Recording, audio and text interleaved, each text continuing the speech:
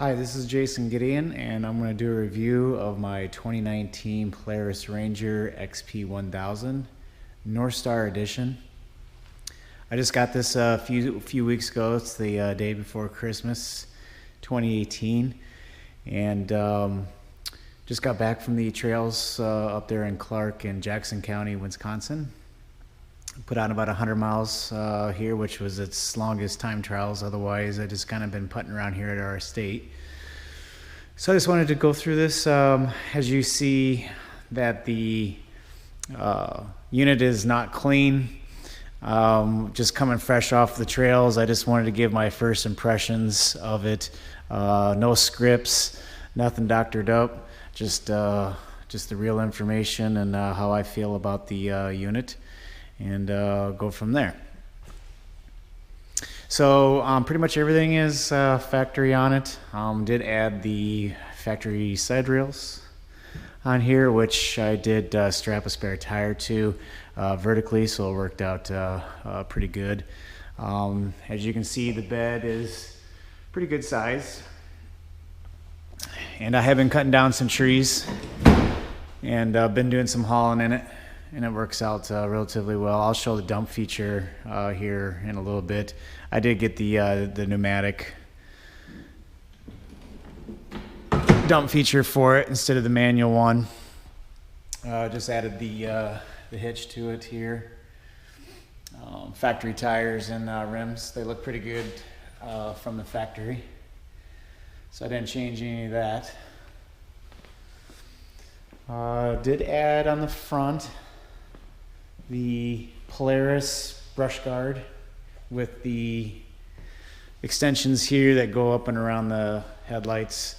I kind of get in some gnarly areas, both for pleasure and for work, and it's always a good idea to protect the front end of these things. Parts are typically not very cheap for them.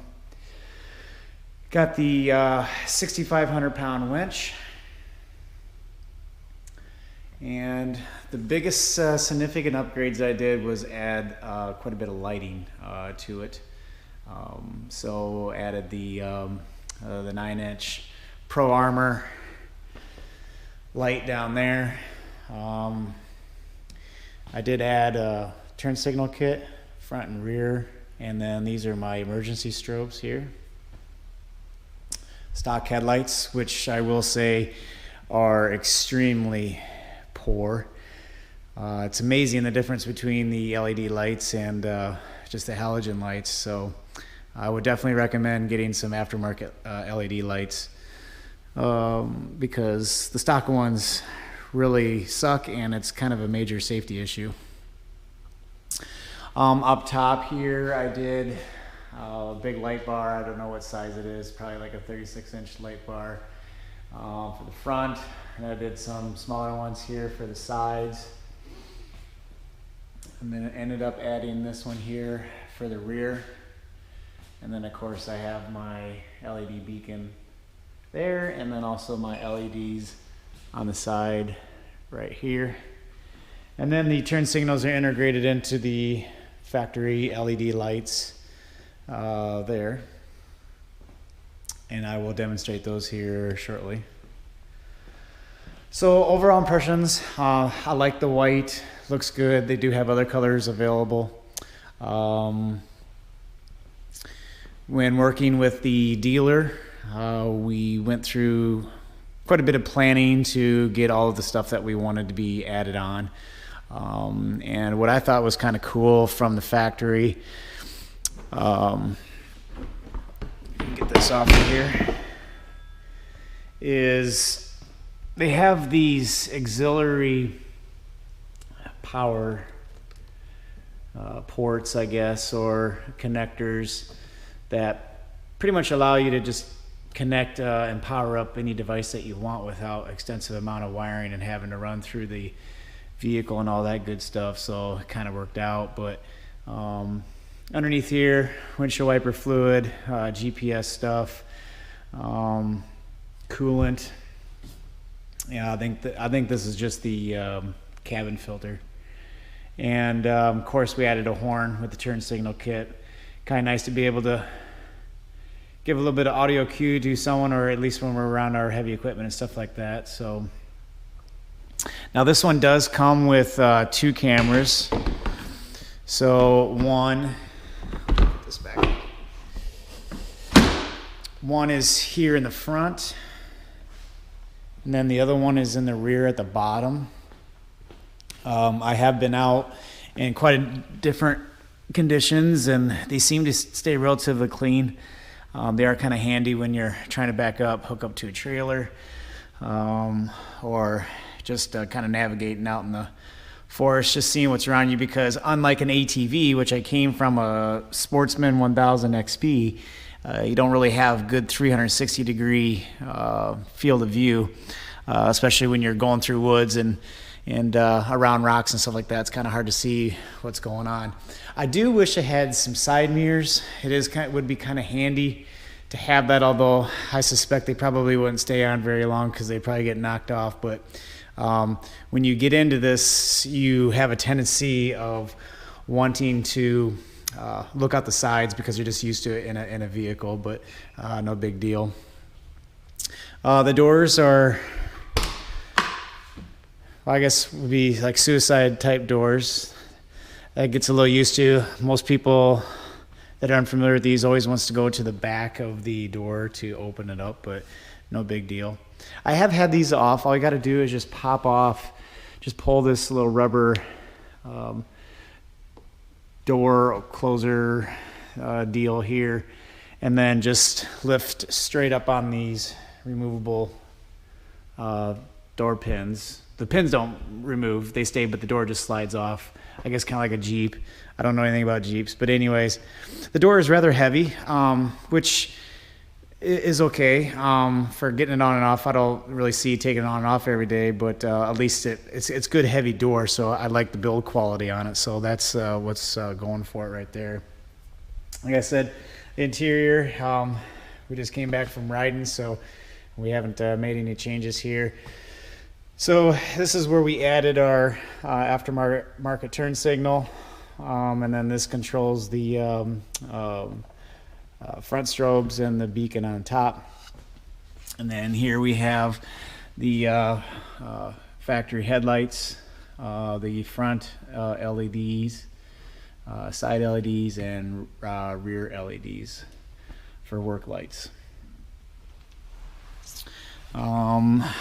They do have a vent down here, which is kind of nice to keep your feet warm. Speakers are here down in the lower one, or in this layer area here. Plenty of little cubby space, as you can see here, to do what you need to do. Cup holders there, and there's obviously a cup holder over here, and also on the passenger side. The hazard light switch we added is right here, and then you also use the turn signal when the hazards are on to change flash patterns. So pretty typical dash, and of course we got the ride commander system, which I'll show you is pretty nifty. Vents you can kind of close off, open up, adjust them to where you need to go. For the center console here, you got 2 power outlets, which are only powered when the ignition is on. You got your air conditioning, heating controls, and defrost. It was about 28 degrees when we were riding, averaging in between 30 to 60 mile an hour, and there's plenty of times where we had to definitely turn down the heat. The heat works rather well, which I'm going to discuss that here a little bit later. This is your switch to control your drive system. One-wheel drive, which is good for like turf mode, so you don't tear up the yard when you're turning. 2-wheel drive, and then of course all-wheel drive. So it works out pretty good. And then you got some different work modes here. So this basically, from what I've experienced, is it just kind of pulls a little bit of power out. I don't know if it actually changes anything in the clutch or not, but if you put it in work, it's a little more torquey, lower end, not herky-jerky when you're trying to go very slow, trying to like maybe initially pull something, as it would be in standard performance. When we ride on the trails, how we rode in performance all the time, and it was pretty responsive. Has the horn right there, pretty loud. It's actually louder than some of my big heavy equipment, but anyways, we added the garage door opener so we can get in and out of the shop and whatnot, and through our gate. Works out pretty good. And this is the tilt bed functions for the bed, which actually I don't even know if it works. Nope, it's on the ignition, so I will show that once I fire it up. Up top here we have the windshield wipers, 2 speeds only, and the bug squirter. You got your mirror here, and then of course I mounted the winch control up there, which just pops out there of the little holder. And then you got an LED roof light, which isn't really terribly bright, but I guess it's better than nothing. It does have seat belts, and it does require you to wear those seat belts. If you don't, it will allow you to go about 15 miles an hour. So either you wear them or you just buckle it behind you, and you're good to go. Let's see here. So yeah, you got a little cubby here in the door. You got your little crank for your window. I did find that depending on your seating position, how big of a person you are, this motion of moving kind of hits your leg. So it's a little bit of annoying. I don't know where other location it could have gone, but they do have a power window option, which I looked at, but it definitely wasn't worth the money. And of course your handle to get in and out, so it works out pretty good. Fuel tank is right down here. Not sure how many gallons it holds. I'm sure you can look it up on the specs, but I think it held almost $40 here when we were filling up.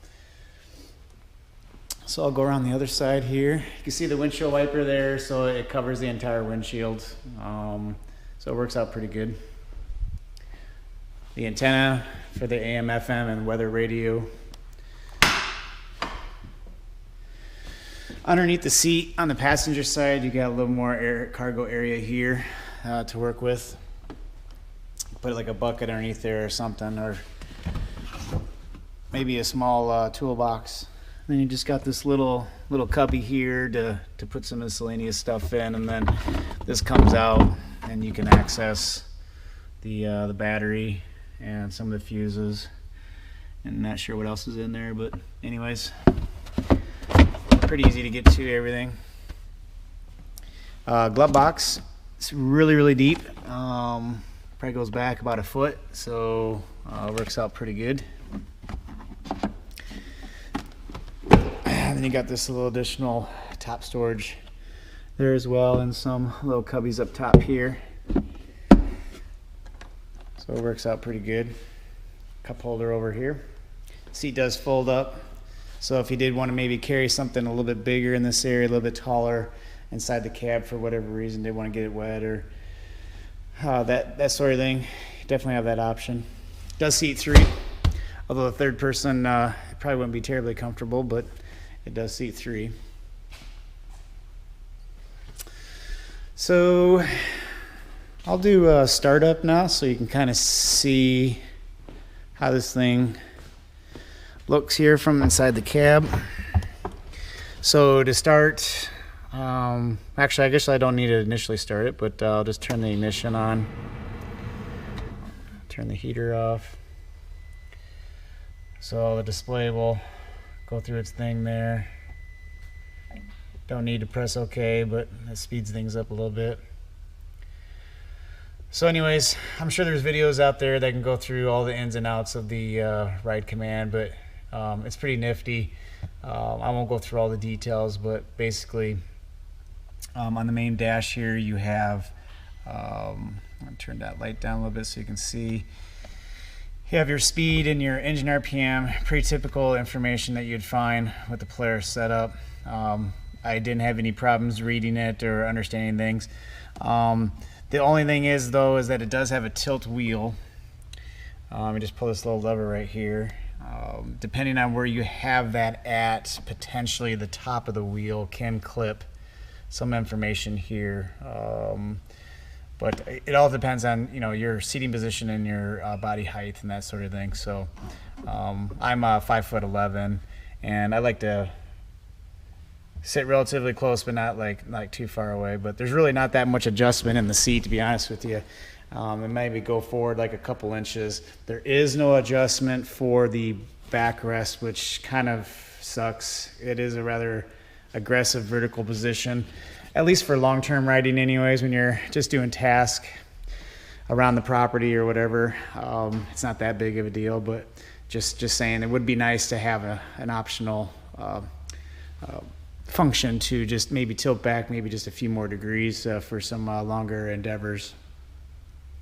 The seats were comfortable. Didn't have any issues with that. They seemed to work just fine there. Plenty of headroom in it, I will say, so don't really have any issues with that. With the heating controls, you basically just have off, 1, 2, and 3, and then of course you can change your temperature here. One thing that is annoying is not all of these buttons light up. So as you can see over here, the lights do, which is nice when you're in pitch darkness to know where those switchers are at. Over here, what you see is basically the only thing lit up. So this doesn't light up, and the only time this lights up is either it's in 4-wheel drive or in 1-wheel drive, not in 2-wheel. Although on the display though, it will tell you what is going on, but it'd just be nice if they would always light up no matter what mode you're in, including your performance modes. So the horn does and the tilt bed does. Garage door is really not that big of a deal because you don't really need that all that often, obviously, out in the field. But so yeah, I'll demonstrate the tilt bed. And I'll try to do this from the window here. So this is basically up and down. So when you're ready to rock and roll, you just hit the up button there and she'll dump. And then it's a pretty decent angle. I didn't have any problems dumping anything. So as you can see, pretty decent there. And then of course, you know, you could put your bed down there. So, and then of course, this will get you some access to the engine components and whatnot. And a little bit dirty, but I would say all in all, going through snow and sand and rock and gravel and everything else for about 100 miles, it didn't fare out too bad. So yeah, it does have adjustable suspension. Apparently you can move this suspension to a different hold position to make it a little more stiffer if you like. I've been thinking about doing that, but the ride right now seems to be sufficient, and it feels good enough. So, all right, so back in here. For the display here, this is basically all your engine information. You can switch to your cameras. There's your rear view. Let me put the bed back down. All right, and then you can switch to your front camera. You can operate these while moving, so that's kind of good. Something unlike my cars, which is mildly irritating, but you can do that, so it's kind of nifty there. Go back to your gauges. You got different modes here for notifications and controls, like your auto brightness and that type of stuff. So, and then of course your GPS. This seemed to work out pretty good, although right out of the box, I know the factory trails or whatever the factory database needs to be updated, because a lot of the trails that we're on were been closed for years. I mean, they had trees growing in them. So I'll have to talk to the dealer about that and see if we can get something updated. And if I remember right, was it in here? Yeah. So in here is the little USB port to be able to update the ride commander. So it's just right in there. You can just plug in a flash drive apparently with the data files on there, and then it does its thing. So I'll talk to the dealer about getting that But I do like the fact that it's a touch screen. It operates essentially the same thing as a cell phone does, so the user is very familiar with how to operate it. You know, you can move, you can make north straight up or go in the direction that you're going, all kinds of stuff, set waypoints, all that good stuff. So of course it's connected to the phone, have all the contacts. Of course you can make your phone calls from here and messages, all that good stuff. Radio, of course, it can AM FM radio, so you could do that. Your weather radio, of course USB, and then your Bluetooth. And I was listening to some Pandora. I was on the trail there, well, for a while anyways, as long as I had service, but anyway, so it worked out pretty good. And you could use these functions to skip to the next track and pause and that sort of thing. And then your volume controls here. I will say the fidelity of the audio system is not that great, which, you know, anything from the factory is not surprising unless it's a Mercedes, but no, it's okay. Probably need some low end. Whether I do something like that to resolve that at some point, I don't know, but it's very loud in the cabin. So you can pretty much hear the music. It's not really like you're hearing the fidelity anyways, and that's one probably major complaint that I have over this North Star is that, you know, I got like $45,000 into this thing, and there's some things that Polaris could have went the extra mile to make it not only a good product but a stellar product.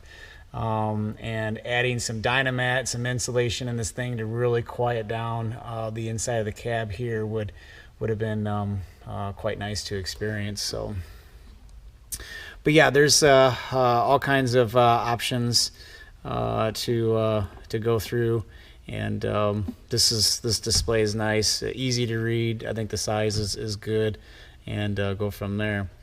Shifter, as you can see, is right here. So high is all the way up, low, neutral, reverse, and park. So it's kind of weird how far down it comes when it's in park, but you know, I guess you get kind of used to it. I've had some issues when this thing is going up a hill and it's coming like at a 45-degree angle up to the crest of the hill, like a very sharp, like a ditch or something, to where when the body twists or the chassis is twisting a little bit, it's pulling out of high gear. Like it goes almost into neutral, and so you have to put the foot on the brake and try to get it to back in. So we'll have to get that sorted out at some point, but I suspect as the body is in torsion, it's lengthening the cable and pulling it out of gear or something, so we'll get it sorted out one way or another. So to start it, all you do is just put your foot on the brake like you would do a car,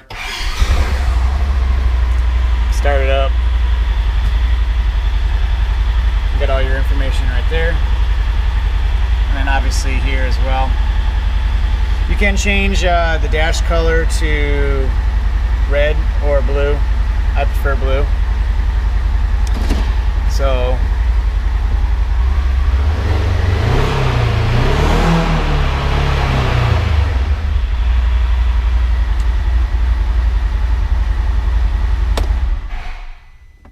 the unit itself is actually pretty quiet when it's running. So from the outside, it's not really loud. So I like the exhaust level. It's not too gnarly or not too quiet, so it works out pretty good there. I'll show you the hazard lights. So